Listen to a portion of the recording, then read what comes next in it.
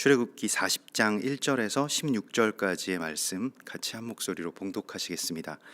여호와께서 모세에게 말씀하여 이르시되 너는 첫째 달 초하루에 성막 곧 회막을 세우고 또 증거 궤를 들여놓고 또 휘장으로 그 궤를 가리고 또 상을 들여놓고 그 위에 물품을 진설하고 등잔대를 들여놓아 불을 켜고 또 금 향단을 증거궤 앞에 두고 성막 문에 휘장을 달고 또 번제단을 회막의 성막 문 앞에 놓고 또 물두멍을 회막과 제단 사이에 놓고 그 속에 물을 담고 또 뜰 주위에 포장을 치고 뜰 문에 휘장을 달고 또 관유를 가져다가 성막과 그 안에 있는 모든 것에 발라 그것과 그 모든 기구를 거룩하게 하라. 그것이 거룩하리라. 너는 또 번제단과 그 모든 기구에 발라 그 안을 거룩하게 하라. 그 제단이 지극히 거룩하리라. 너는 또 물두멍과 그 받침에 발라 거룩하게 하고 너는 또 아론과 그의 아들들을 회막 문으로 데려다가 물로 씻기고 아론에게 거룩한 옷을 입히고 그에게 기름을 부어 거룩하게 하여 그가 내게 제사장의 직분을 행하게 하라. 너는 또 그 아들들을 데려다가 그들에게 겉옷을 입히고 그 아버지에게 기름을 부음 같이 그들에게도 부어서 그들이 내게 제사장의 직분을 행하게 하라. 그들이 기름 부음을 받았은즉 대대로 영영이 제사장이 되리라 하시매 모세가 그같이 행하되 곧 여호와께서 자기에게 명령하신 대로 다 행하였더라. 아멘. 우리가 이 출애굽기의 마지막 장인 이 출애굽기 40장을 이제 받게 되는데요. 사실 그 출애굽의 어떤 결말이라고 하는 것이 성막의 완공인데 그 성막이 그냥 어떤 구조물 혹은 건물이 완성되었다라고 하는 것으로 이 역사가 그친 것이 아니라 오늘 그 성막의 완성이 어떤 것을 통해서 이루어지는지를 이 마지막 장에서 우리에게 보여주시고 있고 우리의 삶의 일종의 완성이라고 하기에는 조금 어떤 표현이 정확할지는 모르겠습니다만은 우리의 삶에 있어서 이 목적이 무엇이냐, 어떤 것을 우리가 목적으로 이 땅 가운데서 살아나갈 것이냐라고 하는 이 삶의 사명이나 또 거창하게 표현하자면 존재의 이유에 대하여서 우리가 알 수 있는 그 지혜가 이 출애굽기 40장의 말씀 가운데 담겨져 있습니다. 그래서 실은 굉장히 중요한 말씀들인데 우리가 일반적으로는 매해 이 페쿠데이라고 하는 이 토라 포션이 그냥 독립되어 있지 않고 바야크헬 지난주에 있는 바야크헬과 페쿠데이가 같이 연결되어 있습니다. 이것은 또 어떤 이제 모으고 또 조사해서 정리하는 이러한 두 행위가 같이 연결되어 있음을 주께서 말씀을 하시고 있고 이것이 또한 우리의 사명인데요. 우리가 흩어진 것을 모아서 또 그 하나 되게 하는 사명이 있고 또 그 하나하나 그 안에 있는 하나하나의 어떤 그 각 개체들을 또 귀하게 여겨야 할 그러한 사명이 동시에 있다라고 하는 것 때문에 이 두 토라 포션을 이제 같이 보통은 더블 포션이라고 해서 두 개를 이제 같이 이렇게 가게 되는데 근데 해에 따라서 이게 어떤 히브리력에 의하는 어떤 윤달이나 이런 주간이 이렇게 있게 되면 이렇게 나누어서 하나하나씩 이렇게 볼 수가 있습니다. 그래서 조금 더 우리가 그 두 개의 토라 포션이 연결되어서 이렇게 매일 아침에 나눌 때보다는 좀 더 이제 구체적으로 이 말씀의 의미들을 조금 더 천천히 살필 수가 있는데요. 오늘 주님께서 이 성막의 완공이라고 하는 것이 그냥 어떤 역사가 이루어졌다, 그냥 무엇이 그냥 그래서 건축물들이 세워졌다라고 하는 것에서 멈추시지 않는 것을 보게 됩니다. 이것이 굉장히 중요한 것인데 우리가 교회도 당연한 이야기입니다만은 그 건물이 아니지 않습니까? 그러니까 어떤 구조물, 건물 그것이 교회가 될 수가 없고 또 그것이 예전에는 이제 그 교회라고 하면 그런 어떤 이미지들을 우리가 생각을 했습니다만, 지금은 그런 어떤 유형적인 또 뭐 물질적인 어떤 그런 건물보다 그 안에 있는 공동체, 또 그리스도 예수께서 살아계시고 또 그 안에서 역사하시는 그러한 예수의 몸된 그 공동체를 이제 교회로 우리가 생각하는 어떤 그런 전환점 가운데 도달했죠. 그런데 주님께서 우리에게 말씀하시는 것은, 그래서 이 하나님의 말씀을 이 땅 가운데서 그대로 행하는 것, 뭐 행한다라고 할 때 그것을 말씀의 구현, 말씀을 이제 그 삶의 어떤 실제로 만들어가는 것이 이 노예의 삶에서, 또 전에 죄와 또 세상의 노예가 되어서 살아갈 때의 그 신분에서 벗어나서 우리가 해야 할, 또 우리가 앞으로 나아가야 할 그러한 그 길이며 목적이라고 하는 것을 주께서 말씀을 하시고 있습니다. 그래서 주님의 그 몸을 이루어 간다라고 하는 것이 결국 성막의 완성과 연결되어 있는데, 그것은 또한 하나님의 말씀 그대로를 이 세상 가운데서 우리가 실제로 살아가는 어떤 그 실체를 만들어내는 것임을 우리가 어제 나누었고요. 오늘 이 말씀에서도 하나님께서 모세에게 말씀하여 이르시되 이렇게 되어 있고, 모세는 그 오실 메시아이신 예수 그리스도의 또 그림자입니다. 어떤 예표적인 인물, 먼저 구약에 드리워진 그리스도 예수의 어떤 이 왕 같은 제사장의 어떤 전형이라고 할 수가 있겠죠. 그래서 그 모세가 그러한 사명을 받았다라고 하는 것은 예수께서 이제 이 땅 가운데 오셔서 하나님의 말씀을 그대로 이 땅 가운데서 실현할, 구현할 그러한 사명을 갖고 계심을 말씀을 하시고 있는 것이고요.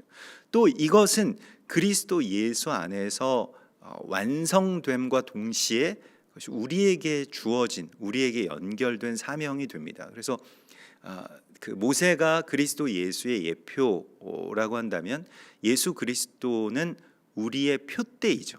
그러니까 우리가 예수 그리스도를 계속해서 닮아가는 것, 그것이 또한 이제 이 시대를 살아가는 주님의 백성들의 사명이라고 할 수가 있겠습니다.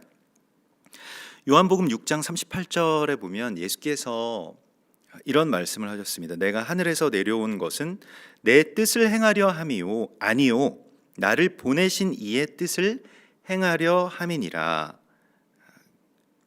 그래서 나의 뜻을 행하는 것이 아니라 아버지의 뜻을 행하는 것, 그 말씀을 받아서 그대로 살아가는 것을 우리 가운데 보여주신 것이죠. 그 다음 절에 그 다음 57절에, 요한복음 6장 57절에 살아계신 아버지께서 나를 보내심에 내가 아버지로 말미암아 사는 것 같이 나를 먹는 그 사람도 나로 말미암아 살리라. 그래서 그 뒤에 나오는 말씀이 이제 그리스도 예수의 어떤 그 피와 살을 먹는다라고 하는 그런 이야기이기 때문에 많은 사람들이 또 예수를 떠나가더라라고 하는 그런 말씀이 뒤에 이어지게 되는데요. 그리스도 예수의 그 일을 우리의 삶의 내면, 그러니까 이 내면이라고 하는 것보다 오히려 육체라고 하는 것이 더 맞겠습니다. 왜냐하면 이게 육체적인 어떤 표현이니까요. 그냥 어떤 교훈을 받고 어떤 영적인 감동을 받고 뭐 그러한 것이 아니라, 이게 하나님의 말씀이 실제로 육신이 되는 이야기의 중심에 그리스도 예수께서 서 계셨고, 또한 우리가 지금 이 땅 가운데 서 있다는 것을 주께서 말씀을 하시고 있습니다. 그래서 우리가 이 세상 가운데서 이 하나님의 나라, 또 하나님의 의를 실제로 구현해내는 그 말씀이 육신된 삶을 살아가는 것, 그것이 우리의 삶의 존재의 이유임을 말씀을 하시고 있습니다. 근데 말씀이 육신된 삶이라고 하는 것은 그 계명을 따라 지켜 행하는 삶이 되겠고요. 계명을 지켜서 행한다라고 하는 것은 뭐 굉장히 아주 세분하고 그 복잡한 것처럼 여겨질 수 있겠습니다만은, 또한 그 모든 계명들은 단 하나의 계명, 하나님을 마음과 뜻과 힘을 다해서 사랑하고 또 이웃을 내 몸과 같이 사랑하는 이 사랑이라고 하는 한 단어에 이제 맞춰져 있습니다. 그래서 오늘 주님께서는 이제 이 장막을 첫째 달 초하루에 성막 곧 회막을 세우고 이렇게 되어 있습니다. 이게 이제 그 장막이라고 하는 것이 그냥 공간적인 장막일 뿐만이 아니라 시간의 장막을 세워 나가는 것. 그래서 첫째 달 초하루 그 기준이 되는 이게 출애굽기에서는 이제 첫째 달에 대하여서 그 6월절이 있는 그 아비벌을 그 해의 첫 달이 되게 하라라고 하신 그런 말씀이 있고요. 또 일반적으로 이제 오늘 이 말씀처럼 초막이 세워지는 바로 그 달이 첫째 달이다라고 해서 이제 초막절이 있는 그 달에 그 이제 나팔절 그 로시 하샤냐라고 불리우는 그 정월 그 처음 시작을 또 그 기준으로 두는 경우도 있습니다. 그래서 뭐 정확하게 6월절이 1월 1일이 그 6월절이 있는 달이 1월 달이다, 혹은 뭐 초막절이 있는 달이 1월 달이다라고 하는 것보다 이 시작의 지점이라고 하는 것이 이제 우리가 그 일직선의 어떤 시간관이라고 한다면 시작점이 있고 끝점이 있습니다. 명확하게요.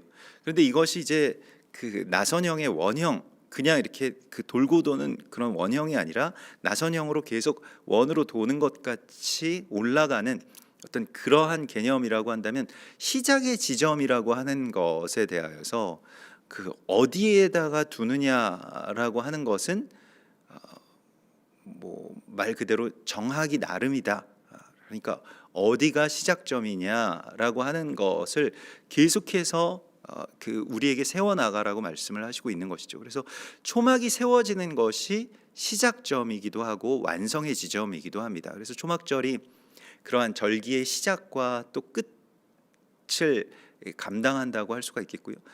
또 다른 의미에서는 이제 우리의 믿음의 여정, 믿음의 출발이 이제 구원을 얻고 또 출애굽하는 이러한 과정과 연결되어 있기 때문에 이 구원과 또 출애굽의 이야기의 시작점이라고 할 수 있는, 우리가 예수 믿고 구원받았다라고 하는 것에 가장 전형적인 그런 비유적 사건이라고 할 수 있는 이 출애굽의 이야기, 또 그 6월절 어린 양의 피로 우리가 죽지 않고 또 우리의 자녀들이 죽지 않고 살아서 하나님의 백성이 되는 바로 그 이야기를 또 그 첫 출발점으로 잡기도 합니다.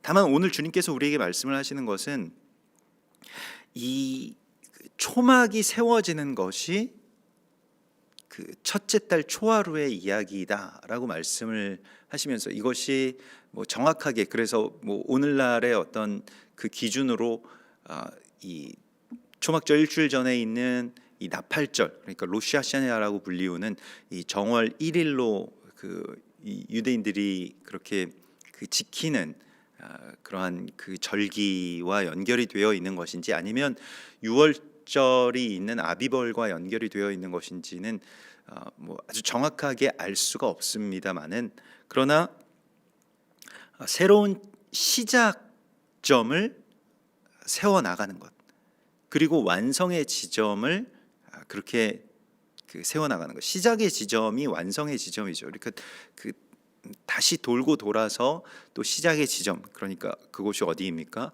하나님과 만나는 이 오헬 모에드라고 하는 시간의 장막을 의미합니다. 이것은 이제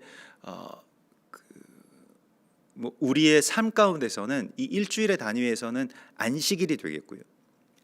안식일이라고 하는 것이 그냥 어떤 날, 어떤 시간이 아니라 그 시간의 장막이라는 것입니다. 그러니까 여기에서부터 시작하고 또 여기로 돌아오는 것이죠. 마치 야구 경기에서 이 홈에서 이 타자가 나아가서 뭐 이렇게 돌아서 이제 다시 홈으로 돌아오는 것을 1점이라고 이렇게 이야기를 하는 것처럼요. 우리가 다시 집으로, 그 집에서 시작된 우리의 삶이 다시 집으로 돌아와서 완성이 되는 바로 이 이야기인데, 그 중심에는 하나님과의 만남이 있습니다.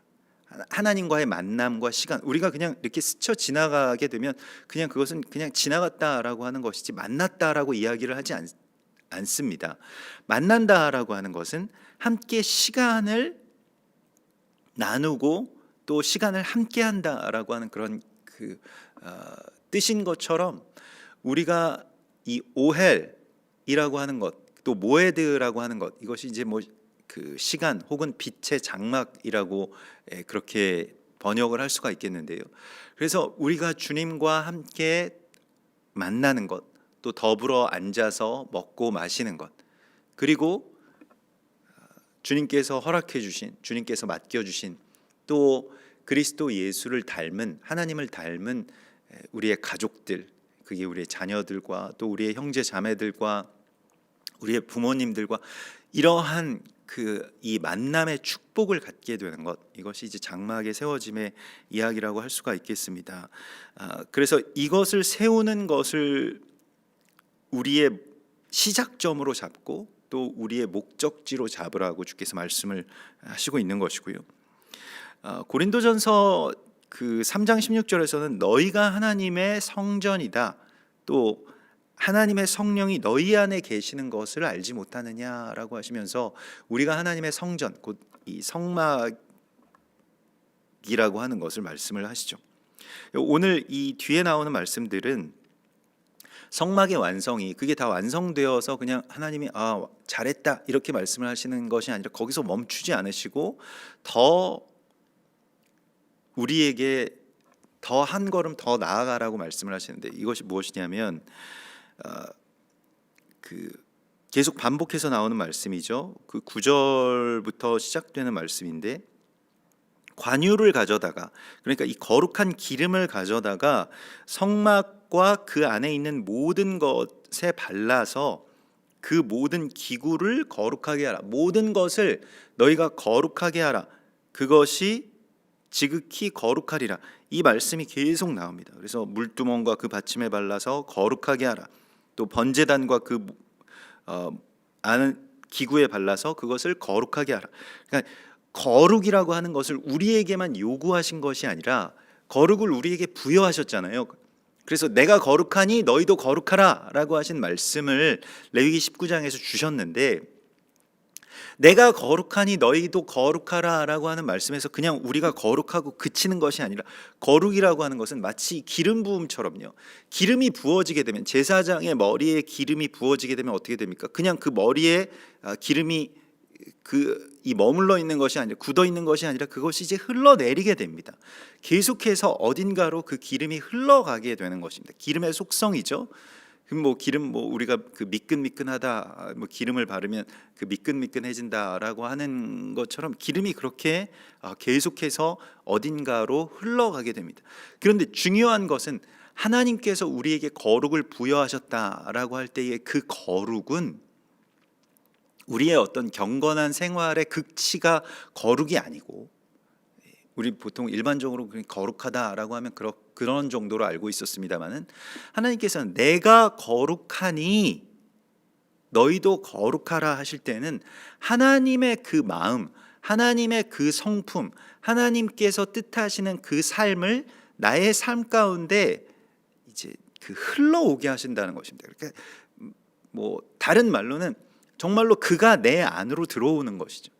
그것이 이제 우리가 거룩해진다라고 하는 것의 개념인데, 그러면 그 거룩이 우리 안에 그냥 머물러서 소멸되는 것이 아니라 그것이 어딘가로 흘러간다는 것입니다. 그래서 우리에게 주님께서 말씀하신 것은 이 성막의 완성이라고 하는 것이 그냥 성막 자체가 그냥 완성돼서 우리가 그곳에서 예배드리면 끝나는 이야기가 아니라, 이게 우리가 이제껏 가지고 있었던 어떤 신앙의 거의 최종점이었습니다. 그러니까 그냥 매주 교회에 나오고 또 매일 이렇게 우리가 예배 드리고 이러면 된다고 생각을 했습니다만은, 거기에서 완성되는 것이 아닙니다.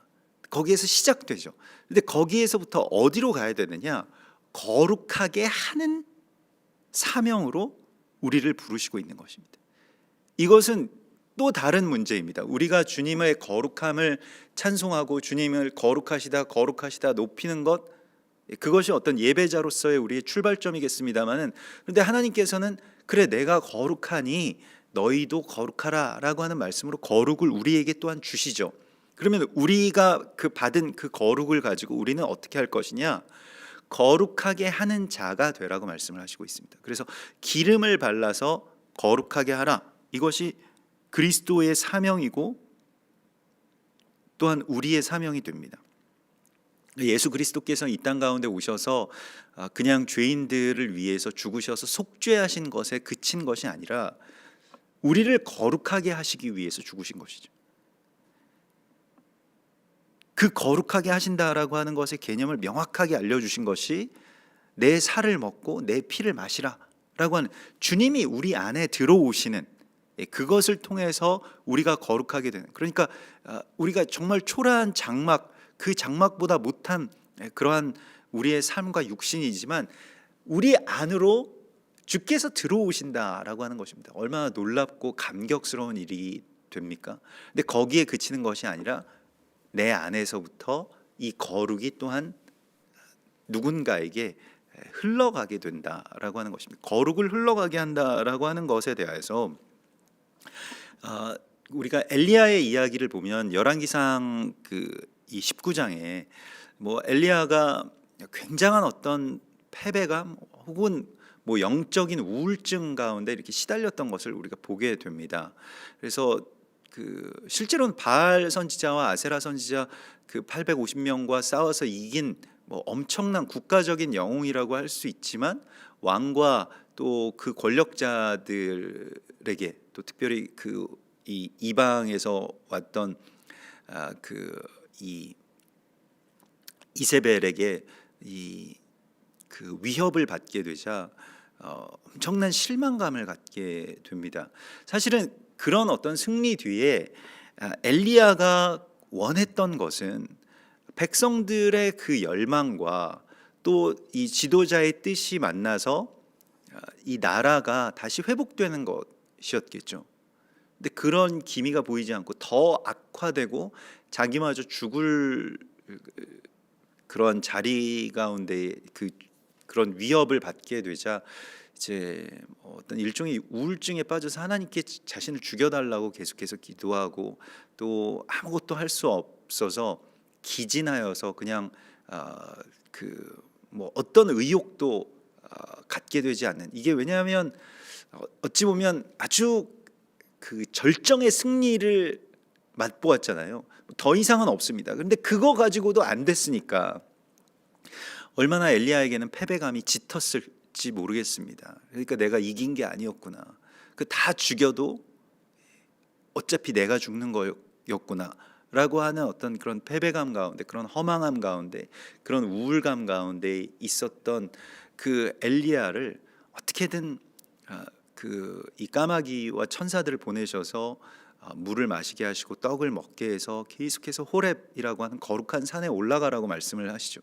그래서 그곳에서 하나님의 세미한 음성을 듣게 되는데요. 이것은 말씀의 한 자락을 붙드는 우리의 간절함과도 연결되어 있습니다.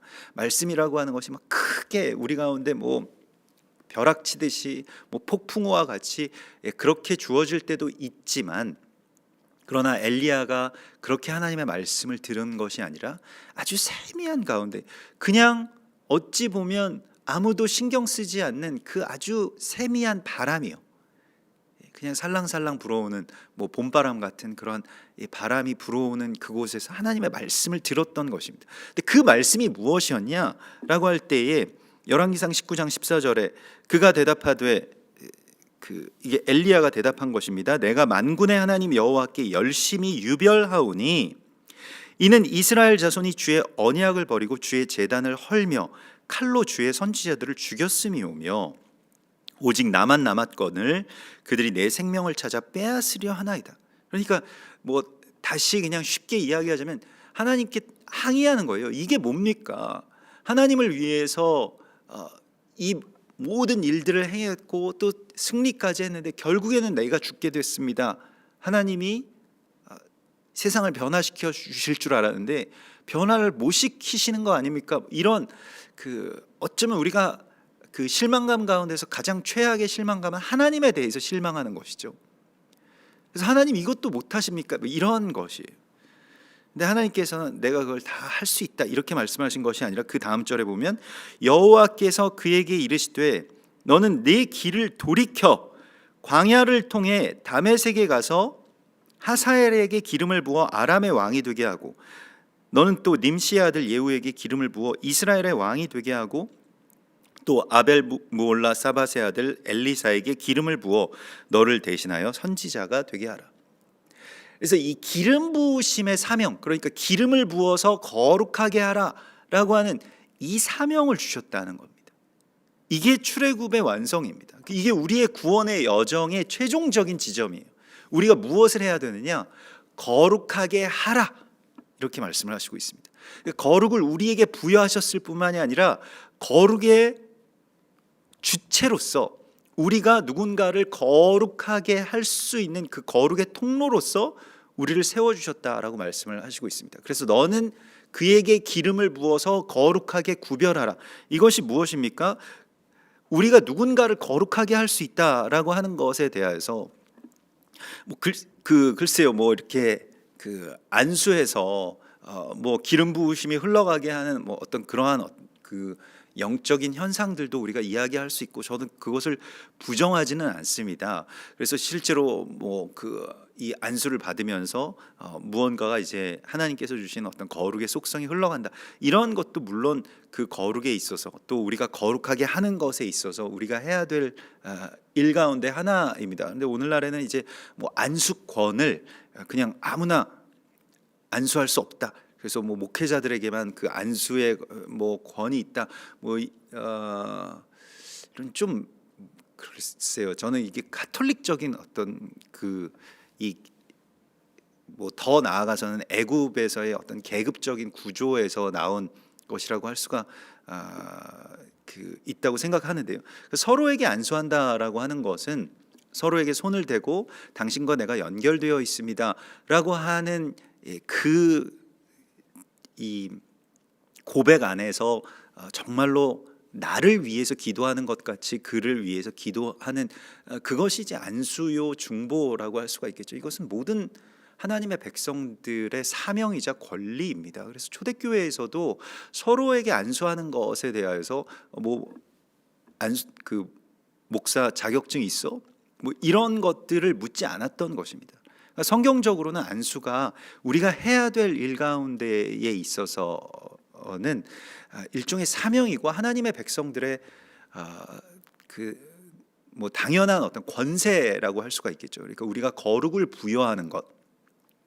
근데 그것이 뭐 어떤 영적인 것 혹은 뭐 이러한 이 예식적인 또 의식적인 것뿐만이 아니라 고린도전서 7장에서는 그 아내가 남편을 거룩하게 하는 사명이 있다고 말씀을 하시고 있습니다.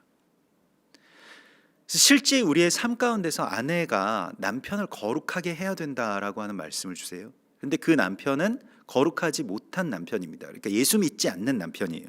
고린도전서 7장 13절에 보면 어떤 여자에게 믿지 아니하는 남편이 있어서 아내와 함께 살기를 좋아하거든 그 남편을 버리지 말라. 그러니까 그 남편이 예수를 안 믿는다는 이유로 남편을 버리고 뭐 오늘날의 개념으로는 이혼하지 말라 이렇게 말씀을 하시고 있습니다. 그 뒤에 나오는 말씀 믿지 아니하는 남편이 아내로 말미암아 거룩하게 되고 믿지 아니하는 아내가 남편으로 말미암아 거룩하게 되나니 그렇지 아니하면 너희 자녀도 깨끗하지 못하니라. 그러나 이제 너희는 거룩하니라 이렇게 말씀을 하세요. 그러니까 거룩이라고 하는 것이 하나님께서 나를 거룩하게 하시잖아요. 그러면 그것은 어떤 가능성을 이제 띠게 되는 것이냐면 우리의 배우자와 우리의 자녀들과 우리의 이웃들을 거룩하게 할 수 있는 거룩의 통로가 된다는 것입니다. 그래서 너는 그를 거룩하게 하라. 그를 버리고 포기하고 정죄하고 실망하고 하지 말고 그와 같이 그냥 그 곁에 있으면 이게 더 좀 적극적으로 해석하면 어떤 의미이냐면 남편이 끝까지 예수를 안 믿어요. 그런 경우도 있지 않습니까? 그런데 이 남편의 거룩, 이것은 구원이라고 표현하면 조금 더 이게 그 논쟁적이 되기 때문에 남편을 거룩하게 하는 데 있어서 그 아내가 거룩하면 남편이 거룩하다는 거예요. 연결되어 있기 때문에.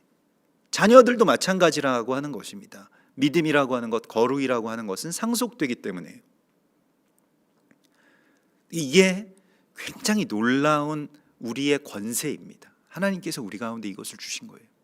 이것이 장막을 세워서 그를 거룩하게 하라. 그것에 기름을 발라서, 기름을 바른다는 것은 구별한다는 것입니다. 또 특별히 귀히 여긴다는 것입니다. 그래서 존귀하게 여기는 거예요. 모든 나의 삶도 마찬가지고, 나의 삶도 거룩하기 때문에 존귀한 것이고, 나의 남편, 나의 아내, 나의 자녀들의 삶도, 그 존재도 거룩하다라고 하는 것, 그러니까 특별하게 귀하고 하나님께서 사랑하신다라고 하는 것에 대해서 선포하는 자, 또 그것의 통로가 되는, 이 축복의 통로라고 하죠. 그것은 또한 다른 표현으로는 거룩의 통로가 될 것입니다. 우리가 그렇게 축복하고 당신을 특별히 하나님께서 이렇게 부르시고 세우셨다라고 하는 것을 선포하고 부여할 권세를 우리 가운데 주셨다는 겁니다.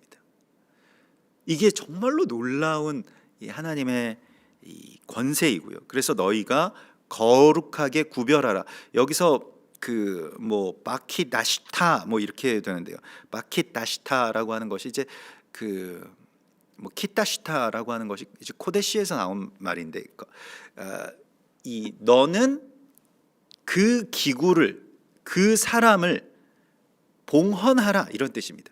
그러니까 거룩하게 구별하여서 하나님의 것임을 선포하는 것입니다. 그래서 이게 거룩한 구별이라고 하는 것이 이 사람도 하나님의 것입니다라고 하는 것을, 이 자녀가 하나님의 것입니다라고 하는 것을 선포하는 것입니다. 그것의 권세를 우리에게 주셨어요. 그 얼마나 놀라운 축복입니까? 우리가 세상을 거룩하게 할 수 있는 것입니다. 세상이 왜 이렇게 악하냐, 타락하냐, 뭐가 이렇게 문제냐라고 하는 것에 대하여서 우리가 굉장히 어떤 실망감과 패배감과 이런 것들을 굉장히 많이 느껴왔습니다.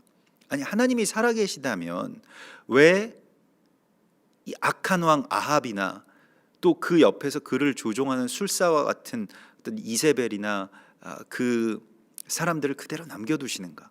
이러한 것들이죠. 우리가 갖고 있었던, 또 많은 성도들이 갖고 있는 어떤 실망감 중에 하나가 그런 것들일 수 있겠습니다. 삶에서 비단 어떤 정치적인 영역의 이야기뿐만이 아니라 하나님이 살아계시다면 왜 이런 일들이 일어나고 혹은 이런 일들이 그치지 않는가라고 하는 것이죠.